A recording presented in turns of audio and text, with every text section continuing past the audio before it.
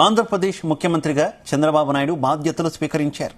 ఎన్నికల ప్రచారంలో భాగంగా ఇచ్చిన తొలి 5 హామీలపై పంచభూతాల సాక్షిగా సంతకాలు చేశారు. దీంతో ముఖ్యమంత్రిగా బాధ్యతలు చేపట్టిన మరుక్షణమే ఆయన సంతకాలు చేసి ఇచ్చిన మాట నిలబెట్టుకున్నారు. మెగా డిఎస్సి నోటిఫికేషన్పై సీఎం చంద్రబాబు తొలి సంతకం చేశారు. అలాగే ల్యాండ్ టైటిలింగ్ యాక్ట్ రద్దుపై రెండో సంతకం చేశారు. ఇక పెన్షన్ 4,000 రూపాయలకు పెంచుతూ అందుకు సంబంధించిన దస్త్రంపై మూడో సంతకం పెట్టారు.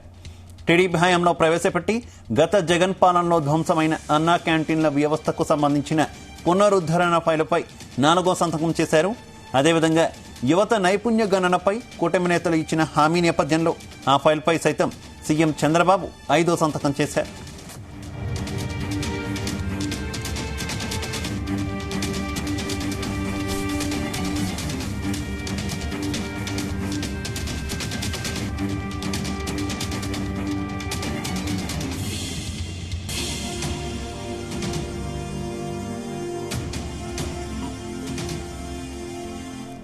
అంతకుముందు అమరావతి రైతులు చంద్రబాబుకు గ్రాండ్ గా స్వాగతం పలికారు.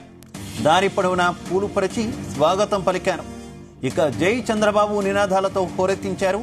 దారిలో తన కోసం ఎదురు చూస్తున్న ప్రజలకు అభివాదం చేస్తూ ముందుకు సాగారు బాబు.